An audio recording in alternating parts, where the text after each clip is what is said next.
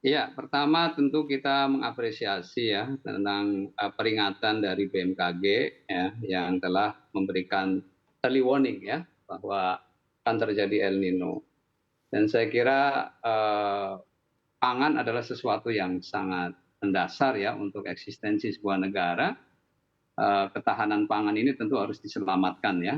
Eh, dan Indonesia diuntungkan ya dengan berada di Katulistiwa yang sesungguhnya potensi untuk ketahanan pangan berbasis mandiri dan berdaulat ya sebagaimana yang diamanahkan dalam undang-undang pangan, saya kira itu sesuatu yang niscaya yang harus diwujudkan ya.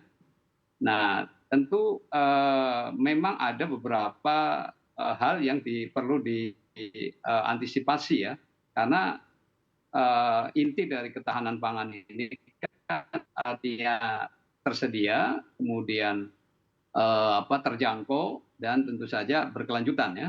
Nah, ini saya kira dalam konteks berkelanjutan ini kan artinya produksi harus bisa dijamin ya. Syukur-syukur tadi semua produk pangan utama kita ini betul-betul dihasilkan dari dalam negeri ya. Saya kira dan Indonesia memungkinkan untuk itu. Oleh karena itu peringatan akan adanya El Nino sejak dini saya kira menjadi sangat penting agar tentu saja stok ya pangan kita harus tersedia ya untuk Oke, mengantisipasi pada saat terjadi penurunan produksi ya. oke, baik. Nah ini yang saya kira pemerintah biasanya tentu sudah mengantisipasi ya dan sesungguhnya karena ini bicara tentang produksi pangan bicara tentang air kan. Nah Hmm. air ini kan harus tersedia sepanjang tahun ya. Nah, memang ada beberapa mungkin daerah-daerah tertentu yang terutama yang tak ada hujan ya. Nah, dengan El Nino ini pasti akan berdampak. Nah, ini yang saya kira dalam area-area tertentu memang ini harus diantisipasi saat ini. Oke, Gitu. baik. Berdasarkan pengalaman Anda, Bapak sebagai Mentan sendiri Hmm. begitu ya, ketika ada early warning dari BMKG sendiri, langkah-langkah yang dilakukan seperti apa begitu ya? Karena di satu sisi juga dipastikan dibutuhkan juga kolaborasi dengan berbagai pihak begitu untuk mengantisipasi langkah-langkah yang dilakukan juga tentunya sudah ada begitu prosedur yang harus dilakukan untuk mengantisipasi dampaknya ini juga besar begitu ya. Sehingga apa yang harusnya dilakukan oleh pemerintah saat ini begitu Pak, ketika mendapatkan early warning dari BMKG? Ya, tentu saja Kementerian Pertanian ini harus selalu menyediakan ataupun mempersiapkan ya. Biasanya itu ada program-program rutin yang dilakukan itu dengan membuat embung ya. Embung yang relatif ya dalam jumlah yang banyak di berbagai tempat ya, yang terutama tadi yang tak ada hujan tadi, yang tidak ada irigasi ya. Kalau untuk yang irigasi sepanjang suplai airnya aman saya kira tidak ada masalah.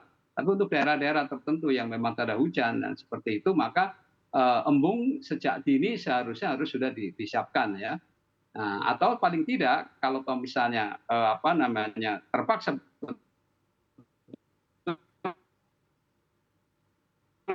berarti ya harus disiapkan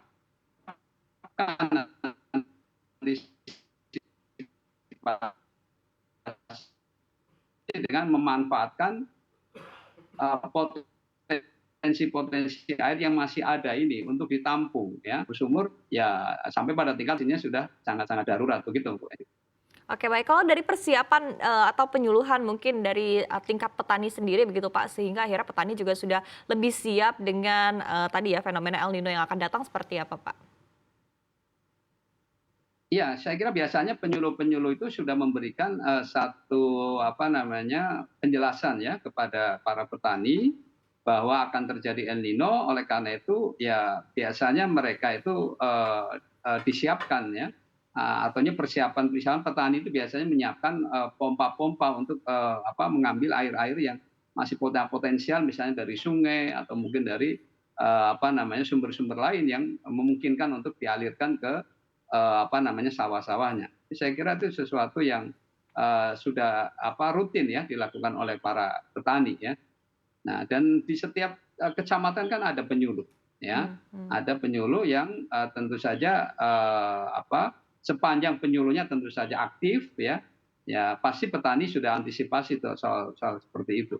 Ya, Oke, tinggal baik. bagaimana menggerakkan para penyuluh ini untuk bisa berkomunikasi dengan petani secara baik ya, supaya Oke. Hmm. nanti tidak tiba-tiba petani dihadapkan pada situasi yang sudah sangat sulit begitu.